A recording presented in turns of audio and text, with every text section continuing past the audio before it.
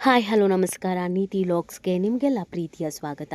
ಇವತ್ತು ನೀವೆಲ್ಲ ಕೊಲ್ಲೂರಿಗಂತೂ ಹೋಗೇ ಇರ್ತೀರಾ. ಬಟ್ ಕೊಲ್ಲೂರಿಗೆ ಹೋಗೋದಕ್ಕಿಂತ ಮುಂಚಿತವಾಗಿ ಅಥವಾ ಕೊಲ್ಲೂರಿಗೆ ಹೋಗಿ ಆದ ನಂತರ ಅಲ್ಲೇ ಒಂದು ದೇವಸ್ಥಾನ ಇದೆ. ಕೊಲ್ಲೂರು ಮೂಕಾಂಬಿಕೆ ತಾಯಿಯನ್ನು ಕಾಯೋದೇ ಈ ದೇವರು. ಕೊಲ್ಲೂರು ಮೂಕಾಂಬಿಕೆ ತಾಯಿಗೆ ಏನೂ ಆಗದಂತೆ ನೋಡ್ಕೊಳ್ಳೋದೇ ಈ ದೇವರು. ತುಂಬ ಶಕ್ತಿಯುತವಾದಂಥ ದೇವಸ್ಥಾನ ಅದೇ ಗಡಿ ಮಾಸ್ತಿಯಮ್ಮ. ಈ ದೇವಸ್ಥಾನಕ್ಕೆ ಹೋಗಿ ನಾವೇನಾದರೂ ಬೇಡ್ಕೊಂಡ್ವಿ ಅಂದರೆ ಖಂಡಿತವಾಗಿಯೂ ಆಗುತ್ತೆ ಅಂತ ಹೇಳ್ತಾರೆ. ಹಾಗಿದ್ರೆ ಗಡಿ ಮಾಸ್ತಿಯಮ್ಮ ಕೊಲ್ಲೂರಿಂದ ಎಷ್ಟು ದೂರದಲ್ಲಿದೆ, ಅಲ್ಲಿ ಹೋಗಿ ಯಾವ ಥರ ಹರಕೆ ಹೊತ್ಕೊಳ್ಬೇಕು, ಆ ಹರಕೆಯನ್ನು ತೀರಿಸೋದು ಹೇಗೆ, ಗಡಿ ಮಾಸ್ತಿ ಅಮ್ಮನ ಹಿನ್ನೆಲೆ ಏನು, ಅದೆಲ್ಲವನ್ನ ಈ ವಿಡಿಯೋದಲ್ಲಿ ಹೇಳ್ತಾ ಹೋಗ್ತೀನಿ. ಆದರೆ ಇಲ್ಲಿವರೆಗೂ ನಿಮ್ಮ ನೀತಿ ಲಾಗ್ಸನ್ನು ಸಬ್ಸ್ಕ್ರೈಬ್ ಮಾಡಿಲ್ಲ ಅಂದರೆ ಈಗಲೇ ಸಬ್ಸ್ಕ್ರೈಬ್ ಮಾಡಿ. ಹೆಚ್ಚಿನ ಮಾಹಿತಿಗಾಗಿ ಬೆಲ್ ಐಕಾನ್ ಪ್ರೆಸ್ ಮಾಡೋದು ಮರಿಬೇಡಿ. ಮಾಸ್ತಿ ಅಮ್ಮ ಅಂತೇಳಿ ಮೂಕಾಂಬಿಕೆ ಅಮ್ಮನವರು ಕಾವಲ್ ದೇವರು ಇವರು. ಇಲ್ಲಿ ಕೊಲ್ಲೂರಿನ ಕ್ಷೇತ್ರ ಪಾಲಕರು. ಇಲ್ಲಿ ಕೊಲ್ಲೂರಿಗೆ ಬಂದವರು ಇಲ್ಲಿ ಒಂದು ಕೈ ಮುಗಿದು ಹೋಗಬೇಕು. ಹಾಗೆ ಇಲ್ಲಿ ಅಮ್ಮನಿಗೆ ಗುಡಿ ಗೋಪುರ ಏನೂ ಮಾಡಲಿಕ್ಕಿಲ್ಲ, ಹೀಗೆ ಇರಬೇಕು. ಹಾಗೆ ಇಲ್ಲಿ ವಿಶೇಷವಾಗಿ ಮದುವೆಯಾಗಿ ಮಕ್ಕಳಿಲ್ದಿದ್ದವರು ಇಲ್ಲಿ ಬಂದು ಹರಕೆ ಹೇಳ್ಕೊಂಡು ಹೋಗ್ತಾರೆ. ಹಾಗೆ ಮಗುವಾದ ನಂತರ ಅಮ್ಮನಿಗೆ ಇಲ್ಲಿ ಹರಕೆ ತೀರಿಸುವಂಥದ್ದು, ಆ ತೊಟ್ಟಿಲು ಕೊಡುವಂಥದ್ದು ಹಾಗೆ ಕಾಣೋದಿಲ್ಲಿ ತೊಟ್ಟಿಲು. ಹಾಗೆ ಅವರವ್ರ ಇಷ್ಟಾರ್ಥಗಳನ್ನು ಹೇಳ್ಕೊಂಡು ಹೋಗ್ತಾರೆ. ಯಾವುದೇ ಕೆಲಸ ಕಾರ್ಯ, ಯಾವುದೇ ಕಷ್ಟಗಳಿದ್ದರೂ ಅದನ್ನೆಲ್ಲ ಹೇಳ್ಕೊಂಡು ಹೋಗ್ತಾರೆ ಅಮ್ಮನ ಹತ್ರ. ಹಾಗೆ ಹೇಳ್ಕೊಂಡಂಥ ಕಷ್ಟಗಳ ಪರಿಹಾರ ಆಗ್ತದೆ, ಹೇಳ್ಕೊಂಡಂಥ ಕೆಲಸ ಕಾರ್ಯಗಳು ನೆರವೇರ್ತದೆ. ಹಾಗೆ ಅಮ್ಮನಿಗೆ ಅವರವ್ರ ಇಚ್ಛಾನುಸಾರ ಸೇವೆ ಕೊಡ್ತಾರೆ. ಇಲ್ಲಿ ಇಂಥ ಕೆಲಸಕ್ಕೆ ಇಂಥದ್ದೇ ಕೊಡಬೇಕಂತೇಳಿಲ್ಲ. ಅಮ್ಮನಿಗೆ ಇಲ್ಲಿ ಗಂಟೆ ಕಟ್ಟೋದು, ದೀಪ ಕೊಡೋದು, ಪಟ್ಟೆ ಸೀರೆ ಕೊಡೋದು, ಹೂವಿನ ಪೂಜೆ ಕೊಡೋದು, ಮಡ್ಲಕ್ಕಿ ಸೇವೆ ಕೊಡೋದು, ಅಮ್ಮನಿಗೆ ಇಲ್ಲಿ ದೊಡ್ಡ ಪೂಜೆ ಅಂದರೆ ಕುರಿ ಕೋಳಿ ಎಲ್ಲ ಬಲಿ ಕೊಡೋದು. ಅವರವ್ರ ಇಚ್ಛಾನುಸಾರ ನಮಗೆ ಒಳ್ಳೆಯದಾದರೂ ನಾವು ಅಮ್ಮನಿಗೆ ಏನಾದರೂ ಕೊಡ್ತೇವೆ ಅಂತೇಳಿ ಹೇಳ್ಕೊಂಡು ಹೋಗ್ತಾರೆ. ಹಾಗೆ ಅಮ್ಮನಿಗೆ ಕೊಡ್ತಾರೆ ಇಲ್ಲಿ. ಹಾಗೆ ಕಾಣುವಂಥದ್ದು. ಹಾಗೆ ಒಂದು ಸುತ್ತ ಹಾಕಿ ಹೋಗಿ ಅಮ್ಮನವ್ರ ಪರಿವಾರ ದೇವತೆಗಳು. ಇಲ್ಲಿ ಮೂಕಾಂಬಿಕೆ ಅಮ್ಮನವ್ರ ಕಾವಲಿಗೆ ಮಾಸ್ತಿ ಅಮ್ಮ ಇರುವಂಥದ್ದು. ಮಾಸ್ತಿ ಅಮ್ಮನ ಪರಿವಾರ ಇಲ್ಲಿ 77 ಪರಿವಾರ ದೇವತೆಗಳಿದ್ದಾರೆ. ಹಾಗೆ ಒಂದು ಸುತ್ತ ಹಾಕಿದ್ರೆ ಅಮ್ಮನ ಪರಿವಾರಗಳಿಗೆಲ್ಲ ಕೈ ಮುಗಿದು ಹೋಗ್ಬೋದು.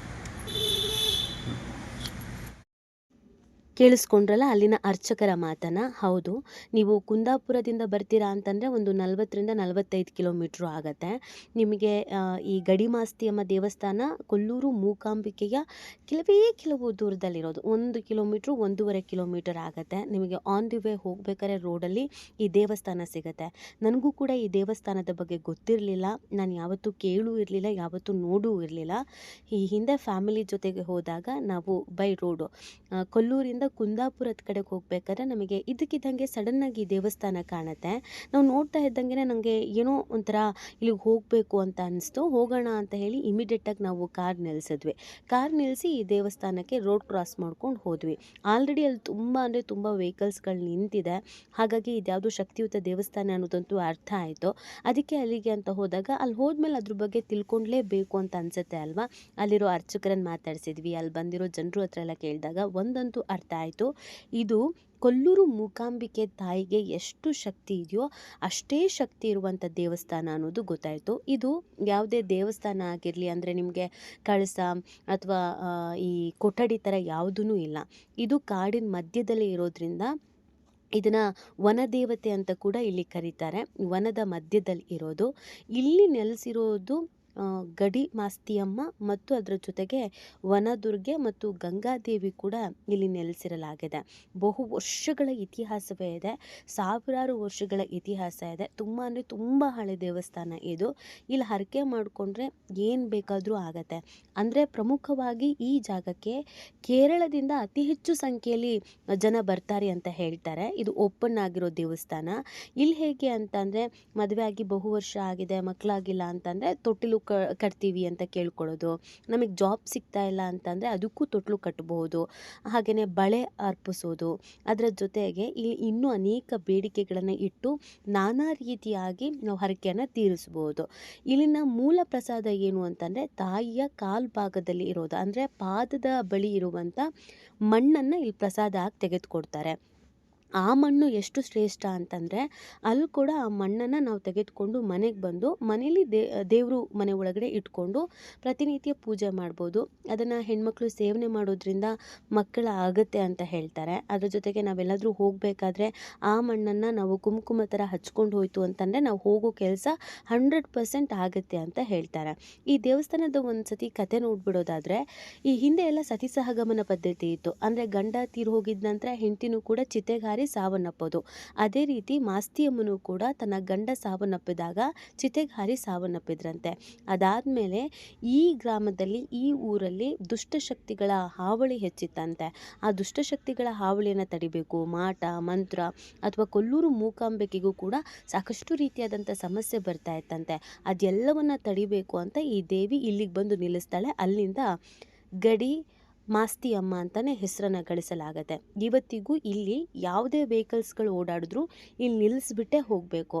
ನಿಲ್ಲಿಸದೆ ಹೋದರೆ ಅಪಘಾತಗಳಾಗತ್ತೆ ಅಥವಾ ಅವ್ರ ದಾರಿ ಮುಂದಕ್ಕೆ ಸಾಗೋದೇ ಇಲ್ಲ, ದಾರಿ ಮಿಸ್ ಆಗತ್ತೆ, ಈ ಥರದ್ದಾಗುತ್ತೆ ಅಂತ ನಂಬ್ತಾರೆ.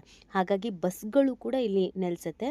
ಮಾಸ್ತಿಯಮ್ಮ ತನ್ನ 71 ಪರಿವಾರದ ಜೊತೆಗೆ ಇಲ್ಲಿ ನೆಲೆಸಿರೋದು. ಇಲ್ಲಿ ಹರಕೆ ತೀರಿಸ್ಕೊಳ್ಳೋದು ಇಷ್ಟೇ. ನೀವು ಇದು ಗಂಗಮ್ಮ ತಾಯಿ, ಇದು ಇಡೀ ದೇವಸ್ಥಾನವನ್ನು ಸುತ್ತು ಬಂದ ನಂತರ ನೀವು ಬೇಡ್ಕೊಳ್ಬೇಕಾಗತ್ತೆ. ನಾನು ಅಂದ್ಕೊಂಡಿರೋ ಕೆಲಸ ಆಯಿತು ಅಂತಂದರೆ ಮುಂದಿನ ಸಲ ಬಂದು ಕುರಿ ಕೊಡ್ತೀನಿ, ಕೋಳಿ ಕೊಡ್ತೀನಿ, ನಾವು ಕಡಿಯೋದಿಲ್ಲ ಅಂತಂದರೆ ಇಲ್ಲೇ ಬಿಟ್ಟು ಹೋಗ್ತೀನಿ, ಹಾಗೆ ತೊಟ್ಲು ಕಟ್ಟುತ್ತೀನಿ, ಗಾಜಿನ ಬಳೆನ ಅರ್ಪಿಸ್ತೀನಿ, ಅದರ ಜೊತೆಗೆ ದೀಪಗಳನ್ನು ಅರ್ಪಿಸ್ತೀನಿ, ಈ ಥರ ಬೇಡ್ಕೊಂಡು ಹೋಗ್ಬೋದು. ಅದರ ಜೊತೆಗೆ ನಿಮಗೆ ಈ ಮುಂದೆ ಗೊಂಬೆಗಳ ಥರ ಕಾಣುತ್ತೆ. ಈ ಗೊಂಬೆಗಳನ್ನೆಲ್ಲ ನಾವು ಕೂಡ ಕೊಡ್ತೀವಿ ಅಂತ ಹೇಳ್ಕೊಳ್ಬಹುದಂತೆ. ಮರದ ಗೊಂಬೆನ ಮಾಡಿ ನಾವು ಅರ್ಪಿಸ್ತೀವಿ ಅಂತ ಕೇಳ್ಕೊಳ್ಬಹುದಂತೆ. ಬಟ್ ಕಷ್ಟ ಆಗುತ್ತೆ ಅಂತ ಕೆಲವರು ಅರ್ಪಿಸಲ್ಲ.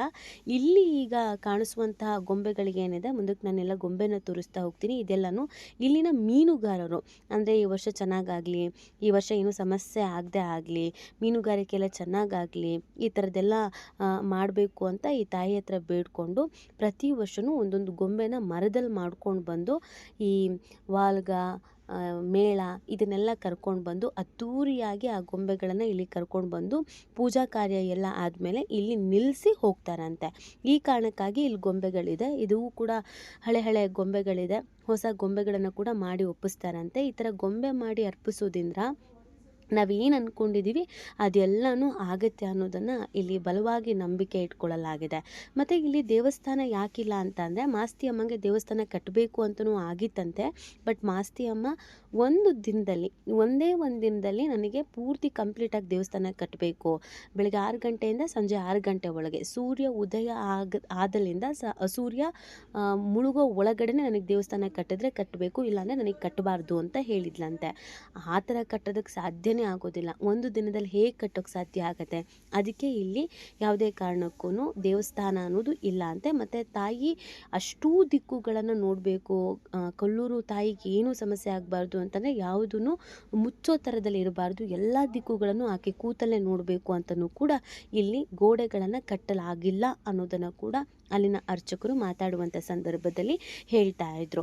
ಸೊ ಇಲ್ಲಿಗೆ ಬಂದು ನಾವೇನೇ ಬೇಡ್ಕೊಂಡ್ರೂ ಆಗುತ್ತೆ ಅನ್ನೋ ನಂಬಿಕೆ ಇರೋದ್ರಿಂದ ಸಾಕಷ್ಟು ಮಂದಿ ಇಲ್ಲಿಗೆ ಬರ್ತಾರೆ. ಆದರೆ ನಮ್ಮ ಕರ್ನಾಟಕದಲ್ಲೇ ಇರೋ ನಮ್ಮಂಥವರಿಗೆ ಈ ಥರದೊಂದು ಗಡಿ ಮಾಸ್ತಿ ಅಮ್ಮ ಅಂತ ಇದೆ ಅನ್ನೋದೇ ಗೊತ್ತಿಲ್ಲ. ಕೇರಳದವರು ಇಲ್ಲಿಗೆ ಬಂದು ಪ್ರಾರ್ಥನೆ ಮಾಡಿಕೊಂಡು ತಮ್ಮ ಕೆಲಸ ಆಗಲಿ ಅಂತ ಬೇಡ್ಕೊಂಡು ಹೋಗಿ ಆಮೇಲೆ ಹರಕೆ ತೀರಿಸ್ತಾರೆ ಅನ್ನೋದಿದೆಯಲ್ಲ, ನಿಜವಾಗ್ಲೂ ಇದು ಎಲ್ರಿಗೂ ಆಶ್ಚರ್ಯ ಆಗೋದು. ಈ ಥರನೂ ಇವತ್ತಿಗೂ ಇದೆಯಾ? ನಾವು ಕೊಲ್ಲೂರಿಗೆ ಹೋಗ್ತೀವಿ ಆದರೆ ಇಲ್ಲಿಗೆ ಹೋಗೇ ಇಲ್ವಲ್ಲ, ನಮಗಿದ್ರ ಬಗ್ಗೆ ಗೊತ್ತೇ ಇಲ್ವಲ್ಲ ಅಂತ. ಕೊಲ್ಲೂರು ತಾಯಿ ಇವತ್ತು ಅಷ್ಟು ಶಾಂತವಾಗಿ ನೆಲೆಸಿದ್ದಾಳೆ ಅಂತಂದರೆ ಅದಕ್ಕೆ ಕಾರಣನೇ ಈ ಮಾಸ್ತಿ ಅಮ್ಮ. ಹಾಗಾಗಿ ಇವತ್ತಿಗೂ ನೀವು ಯಾರೇ ಹೋಗೋದಿದ್ರೂ ಗಾಡಿ ನಿಲ್ಲಿಸ್ತಾರೆ. ಗಾಡಿನ ನಿಲ್ಲಿಸ್ಬಿಟ್ಟು ಇಲ್ಲಿ ಪೂಜೆಯನ್ನು ಮಾಡಿ ಪ್ರಾರ್ಥನೆಯನ್ನು ಮಾಡಿಕೊಂಡು ಮುಂದಿನ ಸಲ ಬರಬೇಕಾದ್ರೆ ನಮ್ಮ ಹರಕೆ ಏನಾದ್ರು ತೀರಿತು ಅಂತಂದರೆ ನಾವಿಲ್ಲಿ ನಮಗೇನು ಅನಿಸುತ್ತೆ ನಮ್ಮ ಶಕ್ತಿ ಅನುಸಾರ ಕುರಿ ಕೊಡ್ತೀನಿ ಅಂದರೆ ಕುರಿ, ಕೋಳಿ ಕೊಡ್ತೀನಿ ಅಂದರೆ ಕೋಳಿ, ಗಾಜಿನ ಬಳೆ ಅರ್ಪಿಸ್ತೀನಿ ಅಂತಂದರೆ ಈ ತ್ರಿಶೂಲಕ್ಕೆ ಬಂದು ಗಾಜಿನ ಬಳೆ ಹಾಕ್ಬೋದು, ಅಥವಾ ಗೊಂಬೆ ಮಾಡಿಕೊಡ್ತೀನಿ ಅಂತಂದರೆ ಗೊಂಬೆ ಮಾಡ್ಕೊಳ್ಬೋದು, ಏನು ಬೇಕಾದರೂ ಮಾಡ್ಬೋದು. ಈ ದೇವಸ್ಥಾನದಲ್ಲಿ ಇನ್ನೊಂದು ವಿಶೇಷತೆ ಏನು ಅಂತಂದರೆ 6 ತಿಂಗಳು ತಾಯಿ ನೆನೀತಾಳೆ, ಅಂದರೆ ಮಳೆ ಬರುತ್ತೆ. 6 ತಿಂಗಳು ತಾಯಿ ಒಣಗ್ತಾಳೆ, ಅಂದರೆ ಬಿಸಿಲಿನಿಂದ ಒಣಗ್ತಾಳೆ ಅಂತಲೇ ಹೇಳಲಾಗತ್ತೆ. ಸೊ ಹಾಗಾಗಿ ಮುಂದಿನ ಸತಿ ನೀವೇನಾದರೂ ಹೋಗ್ತಾ ಇದ್ದೀರಾ ಅಂತಂದರೆ ಕೊಲ್ಲೂರಲ್ಲಿ ನೀವು ಹೋಗ್ಬಿಟ್ಟು ಮಾಸ್ತಿಯಮ್ಮ ಟೆಂಪಲ್ ಅಂತ ಕೇಳಿದ್ರೆ ಏನು 1 ರಿಂದ 1.5 ಕಿಲೋಮೀಟ್ರ್ ಆಗುತ್ತೆ ಅಷ್ಟೇ. ಯಾರು ಬೇಕಾದರೂ ಹೋಗ್ಬೋದು. ಮಿಸ್ ಮಾಡದೆ ಹೋಗಿ. ಎಲ್ಲ ದೇವಸ್ಥಾನಗಳಿಗೆ ಹೋಗೋದ್ರಿಂದ ಏನೋ ಒಂದು ಪವಾಡ ಆಗುತ್ತೆ ನಮ್ಮ ಜೀವನದಲ್ಲಿ ಅಂತ ಅಲ್ಲ, ಅಥವಾ ಎಲ್ಲನೂ ಬದಲಾಗುತ್ತೆ ಅಂತ ಅಲ್ಲ. ಅಲ್ಲೊಂದು ಎನರ್ಜಿ ಇರುತ್ತೆ, ಪಾಸಿಟಿವ್ ಎನರ್ಜಿ ಇರುತ್ತೆ, ಧನಾತ್ಮಕ ಶಕ್ತಿಗಳಿರುತ್ತೆ, ಮನಸ್ಸಿಗೆ ನೆಮ್ಮದಿ ಸಿಗುತ್ತೆ. ಇಂಥ ದೇವಸ್ಥಾನಗಳನ್ನು ನೋಡಿದಾಗ ಅದೇನೋ ಒಂಥರ ಮನಸ್ಸಿಗೆ ನೆಮ್ಮದಿ ಸಿಗುತ್ತೆ. ಆ ಕಾರಣಕ್ಕಾದರೂ ಮಾಸ್ತಿಯಮ್ಮ ದೇವಸ್ಥಾನಕ್ಕೊಮ್ಮೆ ಹೋಗಿ ಬನ್ನಿ. ನಿಮಗೂ ಕೂಡ ಅಲ್ಲೇನಾದರೂ ಪಾಸಿಟಿವ್ ಅಂತ ಅನಿಸ್ತು ಅಂತಂದರೆ, ಅಥವಾ ಈ ಹಿಂದೆನೇ ನೀವು ಹೋಗಿದ್ರೆ, ಈ ಹಿಂದೆ ಹೋದಾಗ ನಿಮಗೇನಾದರೂ ಅನುಭವ ಆಗಿದ್ರೆ, ಅಥವಾ ಮುಂಚಿತವಾಗಿ ನಿಮಗೆ ಈ ದೇವಸ್ಥಾನದ ಬಗ್ಗೆ ಗೊತ್ತಿದ್ದರೆ ಅದನ್ನು ಈ ಲಾಗ್ಸಲ್ಲಿ ನೀವು ಕೂಡ ಕಮೆಂಟ್ ಮಾಡಿ. ಮುಂದಿನ ಸತಿ ನಾನು ಕೂಡ ಹೋಗೋದಕ್ಕೆ ಪ್ರಯತ್ನ ಪಡ್ತೀನಿ. ಇನ್ಮೇಲೆ ಕೊಲ್ಲೂರಿಗೆ ಹೋದಾಗ ಇಲ್ಲಿ ಖಂಡಿತವಾಗಿಯೂ ಮಿಸ್ ಮಾಡಲ್ಲ, ನೀವು ಕೂಡ ಮಿಸ್ ಮಾಡಬೇಡಿ ಅಂತ ಹೇಳ್ತಾ ಇದ್ದೀನಿ. ಸೊ ಥ್ಯಾಂಕ್ ಯು ಈ ವಿಡಿಯೋ ವಾಚ್ ಮಾಡಿದ್ದಕ್ಕೆ. ನಿಮಗೆ ಈ ವಿಡಿಯೋ ಇಷ್ಟ ಆಗಿದ್ರೆ ಅಥವಾ ಏನಾದರೂ ಡೌಟ್ಸ್ ಇದ್ದರೆ, ಏನಾದರೂ ಕೇಳಬೇಕು ಅಂದ್ಕೊಂಡಿದ್ರೆ ಕೊನೆಯದಾಗಿ ಕಮೆಂಟ್ ಮಾಡೋದನ್ನು ಮರಿಬೇಡಿ. ಮತ್ತು ನನ್ನ ಚಾನಲನ್ನು ಇಲ್ಲಿವರೆಗೂ ಸಬ್ಸ್ಕ್ರೈಬ್ ಮಾಡಿಲ್ಲ ಅಂದರೆ ಈಗಲೇ ಸಬ್ಸ್ಕ್ರೈಬ್ ಮಾಡೋದನ್ನು ಕೂಡ ಮರಿಬೇಡಿ.